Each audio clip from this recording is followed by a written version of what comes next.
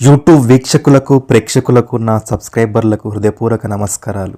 మన ఛానల్కి స్వాగతం సుస్వాగతం.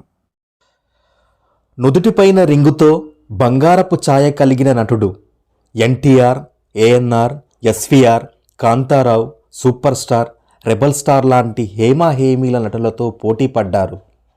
అప్పట్లోనే మల్టీ స్టారర్కు ఆద్యం పోసిన నటుడు, అప్పటి ఇప్పటి ఆడపిల్లల కలల రాకుమారుడు శోభన్ బాబు. అప్పట్లోనే భూమిపైన పెట్టుబడి పెట్టిన తొలి నటుడు. చెన్నై నగరంలో ఎన్నో ఆస్తులను సంపాదించుకున్నారు.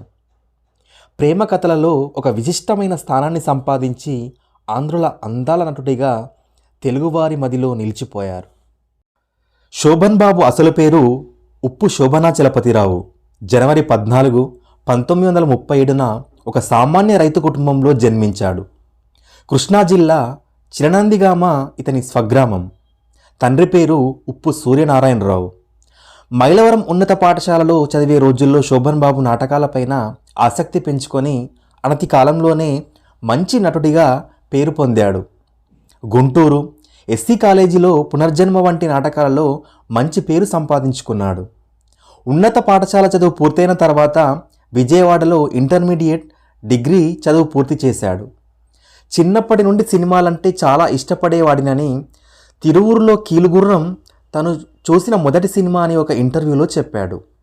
పాతాళ భైరవి, మల్లీశ్వరి, దేవదాసు తను బాల్యంలో బాగా అభిమానించిన సినిమాలని.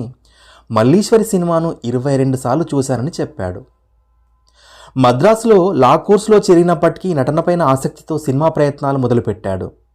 ఉదయం కాలేజీకి వెళ్ళి మధ్యాహ్నం నుంచి స్టూడియోల వెంట తిరిగేవాడు. అప్పుడే తను పేరును శోభన్ బాబుగా మార్చుకున్నారు. పొన్నులూరి బ్రదర్స్ వారు దైవబలం చిత్రంలో రామారావు సరసన ఒక పాత్ర ఇచ్చారు. ఆ సినిమా 17 సెప్టెంబర్ 1959లో విడుదలైంది, కానీ విజయవంతం కాలేదు. ఆ సమయంలోనే చిత్రపు నారాయణరావు నిర్మించిన భక్తశబరి చిత్రంలో ఒక ముని కుమారునిగా నటించాడు. 1960 జూలై 15న విడుదలైన ఆ సినిమా కాస్త విజయవంతమవడంతో శోభన్ బాబు పేరు సినీ రంగంలోకి పరిచయం అయింది. అప్పటికే పెళ్ళై భార్యాపిల్లలతో ఉన్న శోభన్ బాబు ఆర్థిక సమస్యలను ఎదుర్కొంటూ వచ్చిన అవకాశాలను సద్వినియోగం చేసుకుంటూ చిన్న చిన్న పాత్రలను కూడా పోషించసాగాడు. గూఢచారి 116, పరమానందయ్య శిశుల కథ, ప్రతిజ్ఞ పాలన ఈ సమయంలో నటించిన కొన్ని సినిమాలు ఆ కాలంలో శోభన్ బాబుకి మంచి పేరు తెచ్చిన పాత్రలు.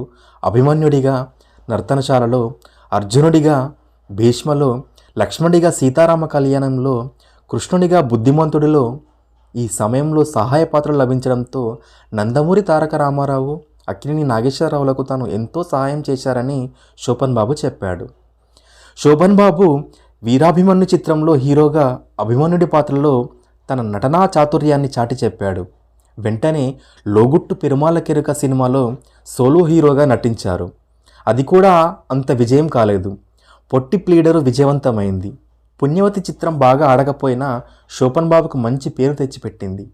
బిఎన్ రెడ్డి తీసిన బంగారు పంజరం విమర్శకుల మన్ననలను పొందింది. 1969లో విడుదలైన మనుషులు మారాలి సిల్వర్ జూబ్లీ చిత్రం శోభన్ బాబు నట జీవితంలో మైలురాయి. ఆ చిత్రంతో హీరోగా శోభన్ బాబు స్థిరపడ్డాడని చెప్పవచ్చు. ఆ తర్వాత చెల్లెలి కాపురం, దేవాలయం, కళ్యాణ మంటపం, మల్లెపువ్వు మొదలైన చిత్రాలు ఘన విజయాలతో అగ్రనటుడిగా ప్రేక్షకుల గుండెల్లో సుస్థిర స్థానాన్ని ఏర్పరచుకున్నాడు. మానవుడు దానవుడు చిత్రం శోభన్ బాబుకి మాస్ ఇమేజ్ని తెచ్చిపెట్టింది. బాపు దర్శకత్వంలో కృష్ణుడిగా బుద్ధిమంతుడి సినిమాలోనూ, రామునిగా సంపూర్ణ రామాయణంలోనూ నటించాడు. అప్పటికే ఆ పాత్రలలో ఎన్టీఆర్ స్థిరమైన ముద్ర వేసుకున్న ఆ చిత్రాలు కూడా విజయవంతమయ్యాయి. శోభన్ బాబు గారి భార్య, కుటుంబ సభ్యుల ఫోటో నెట్లో ఎక్కడా దొరకడం లేదు. శోభన్ బాబుకు మే 15, 1958లో కుమారితో వివాహం అయింది. వారికి ఒక కుమారుడు, 3 కుమార్తెలు. వారి పేర్లు కరుణశేషు, మృదుల, ప్రశాంతి, నివేదిత. సినీ రంగంలో ఉన్న శోభన్ బాబును క్రమశిక్షణతో కూడిన జీవితానికి ఉదాహరణగా చెప్పుకుంటారు. అతను ఎన్నడూ ఎటువంటి వ్యసనాలకి లోను కాలేదు. ప్రతిరోజు సాయంత్రం షూటింగ్ అయిన వెంటనే ఇంటికి చేరుకొని కుటుంబ సభ్యులతో సమయం గడిపేవాడు. వృత్తి కంటే కుటుంబంతో గడపడానికి ప్రాధాన్యతనిస్తూ అదే విషయాన్ని తోటి నటులకు చెప్పేవాడు. శోభన్ బాబు తన సంతానాన్ని ఎన్నడూ సినీ రంగంలోకి తీసుకుని రాలేదు. వయసు పైబడుతున్నప్పుడు కూడా హీరోగా నటించాడే తప్ప చిన్న పాత్రలు పోషించలేదు. వ్యక్తిగా శోభన్ బాబు చాలా నిరాడంబరుడు. ఎంతో డబ్బు సంపాదించినా ఎన్నడూ ఆడంబర జీవితం గడపలేదు. డబ్బును పొదుపు చేయడంలో, మదుపు చేయడంలో ఎందరికో ఆదర్శంగా నిలిచాడు. ఎందరికో సహాయాలు, దానాలు చేసిన, ఎందరికో ఇల్లు కట్టించిన ప్రచారం ఆయన ఎప్పుడూ చేసుకోలేదు. ఎన్నటికీ ప్రేక్షకుల మనసులో అందాల హీరోగా ఉండిపోవాలని భావించిన శోభన్ బాబు తన 59వ ఏట నట జీవితానికి స్వస్తి చెప్పాడు. 220కి పైగా చిత్రాలలో నటించి 1996లో విడుదలైన హలో గురు చిత్రంతో తన 30 ఏళ్ల నట జీవితానికి స్వస్తి చెప్పాడు. చెన్నైలో తన కుటుంబ సభ్యులతో ఆనందంగా కాలం గడుపుతున్న సమయంలో శోభన్ బాబు 2008 మార్చి 20 ఉదయం 10:30 సమయంలో చెన్నైలో ఆయన తుదిశ్వాస విడిచి తెలుగువారందరికీ నిజంగా చాలా దూరమైపోయాడు. వీడియో నచ్చితే ఒక్క లైక్ చేయండి ప్లీజ్. మన ఛానల్ని సబ్స్క్రైబ్ చేసుకోండి. మన ఛానల్కి సపోర్ట్గా ఉండండి. మరో మంచి వీడియోతో మీ ముందుంటాను. అంతవరకు జై హింద్.